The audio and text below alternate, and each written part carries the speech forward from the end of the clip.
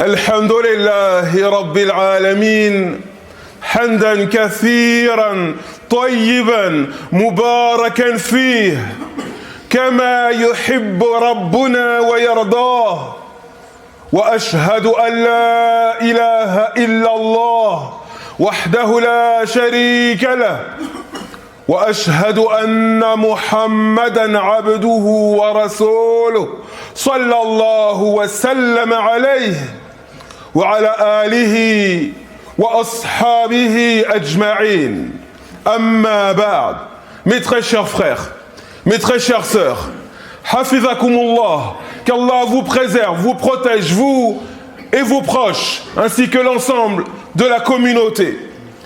Allah subhanahu wa ta'ala nous dit dans la sourate An-Nahl, verset 78, Wallahu akhrajakum min butuni ummahatikum la ta'lamuna shay'a.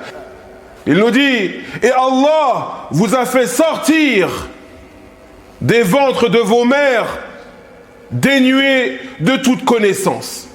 Vous ne connaissiez rien. Allah vous a fait sortir des ventres de vos mères dénués de toute connaissance.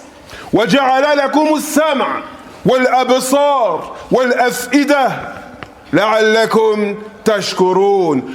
Et il vous a accordé l'ouïe pour entendre, la vue pour voir et des cœurs pour méditer afin que vous soyez reconnaissants. Afin que vous soyez reconnaissants. Dans ce verset, ce noble verset, mes très chers frères, Allah subhanahu wa ta'ala nous informe des bienfaits immenses qu'il a accordés à l'être humain. Et parmi ces bienfaits immenses, le fait qu'il ait accordé à l'être humain ces trois choses particulières: l'ouïe, al-sam', wal-basar, la vue, wal-fu'ad, le cœur. Et il nous dit subhanahu wa ta'ala, Wallahu akhrajakum min butuni ummahatikum la ta'lamuna shay'a. Allah vous a fait sortir du ventre de vos mères, vous ne connaissiez rien, dénué de toute connaissance. Ce que l'on comprend ici, c'est qu'Allah subhanahu wa ta'ala a accordé cette vue, cette ouïe et ces cœurs pour méditer, afin que ce soit des moyens d'acquisition pour tout être humain de la connaissance, afin que ce soit des moyens d'acquisition du savoir, afin que l'être humain puisse apprendre, puisse également se diriger sur le droit chemin en méditant, en réfléchissant, et également afin que cet être humain soit reconnaissant envers son Seigneur le Très-Haut, le Tout-Puissant, qui lui a accordé ces immenses bienfaits. Et les êtres humains, en vérité, par rapport à ces bienfaits que sont l'ouïe, le regard et le fait d'être capable de méditer, de réfléchir, d'analyser, eh bien les êtres humains se divisent en deux catégories. Ceux qui ont réussi et évidemment ceux qui ont échoué. Wa nas'alullah lana wa lakum al-'afwa wal-'afiyah. Ceux qui ont réussi, ce sont ces croyants et ces croyantes, ces hommes et ces femmes qu'Allah a comblés de ses bénédictions et de sa grâce. Et ces croyants et ces croyantes, eh bien, ils préservent leur regard, ils préservent leur ouïe, ils préservent leur cœur. Ils n'utilisent pas ces sens dans la désobéissance à Allah. Au contraire de cela, ils vont utiliser ces sens, ces bienfaits, leur regard, leur ouïe, leur capacité d'analyse et de réflexion, leur cœur. Ils vont utiliser tout cela dans l'obéissance à Allah subhanahu wa ta'ala. Quant à ceux qui ont échoué, les perdants, vous l'avez compris mes très chers frères, mes très chères sœurs, ce sont ceux qui vont utiliser ces bienfaits, le regard, l'ouïe, la capacité de réfléchir, d'analyser, ceux qui vont utiliser tout cela dans la désobéissance à Allah subhanahu wa ta'ala.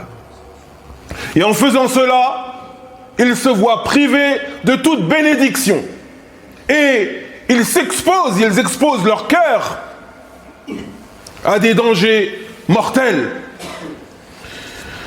Et on se doit de savoir, mes très chers frères, mes très chères sœurs, on se doit de savoir que dans l'utilisation de nos yeux, dans l'utilisation de notre ouïe, dans l'utilisation de notre capacité à réfléchir, à méditer, l'utilisation de notre cœur, eh bien, soit la personne va se diriger sur le droit chemin, ou soit elle va sur un chemin d'égarement. C'est pour cela que le prophète Mohammed, sallallahu alayhi wa sallam, disait dans ses invocations, Allahumma barik lana fi asma'ina wa absarina. Il disait dans le hadith authentique rapporté par Abu Daoud, oh Allah, mets ta bénédiction dans nos ouïes et dans nos regards. En d'autres termes, aide-nous à regarder les choses que tu agrées et à entendre les choses, à écouter les choses que tu agrées.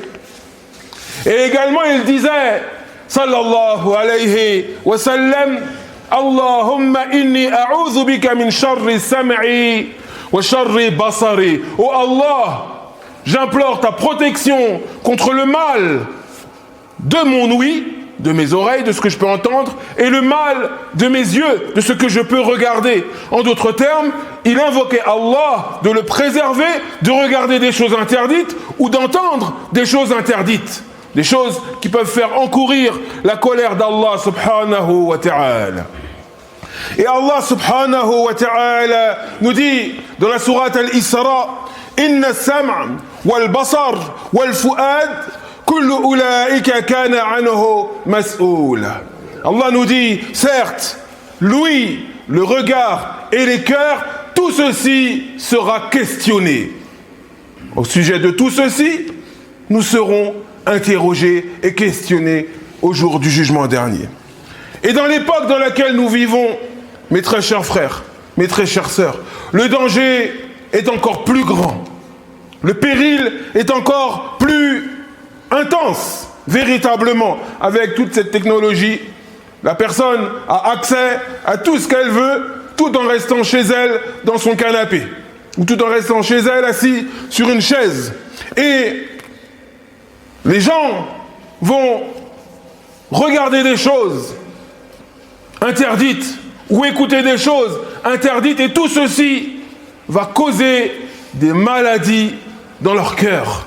Et tout ceci va causer des maladies dans leur cœur. Comme a dit l'un des pieux prédécesseurs, et il s'agit de Abu Hamid al-Balkhi, rahimahullah, qui est né en l'an 200 de l'Hégire, il a dit Inna al-qulub aw'iyatun fa idha imtala'at min al-haqq أظهرت زيادة أنوارها على الجوارح وإذا امتلأت من الباطل أظهرت زيادة ظلمتها على الجوارح.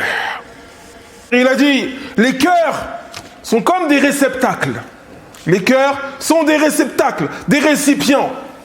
Si tu remplis ton cœur avec du haqq, avec la vérité, eh bien ce surplus de vérité va se propager dans le reste du corps. Et si tu remplis ton cœur avec du char, avec du mal, avec du faux, eh bien les ténèbres dont tu as rempli ton cœur vont se propager sur le reste de ton corps. C'est pour cela que chacun d'entre nous se doit de craindre Allah. Chacun d'entre nous se doit de craindre Allah en ce qui concerne son regard, en ce qui concerne son ouïe et en ce qui concerne son cœur. véritablement. Et Allah subhanahu wa ta'ala conclut ce noble verset en nous disant la'allakum tashkurun, afin que vous soyez reconnaissants. Et la personne qui est reconnaissante envers Allah, la personne qui remercie Allah sincèrement, véritablement, de lui avoir accordé des yeux, l'ouïe, la capacité d'entendre, la capacité d'analyser, de réfléchir, un cœur. Qui est cette personne? Cette personne, c'est celle qui va lutter contre son âme pour utiliser ces sens-là dans l'obéissance d'Allah et ne pas les utiliser dans la désobéissance à Allah subhanahu wa ta'ala. فنسأل الله تبارك وتعالى بأسمائه الحسنى وصفاته العليا، نسأله البركة في أسماعنا وأبصارنا. اللهم نسألك العفو والعافية في الدنيا والآخرة. ربنا آتنا في الدنيا حسنة وفي الآخرة حسنة وقنا عذاب النار. وصل اللهم على نبينا محمد وعلى آله وصحبه أجمعين والحمد لله رب العالمين.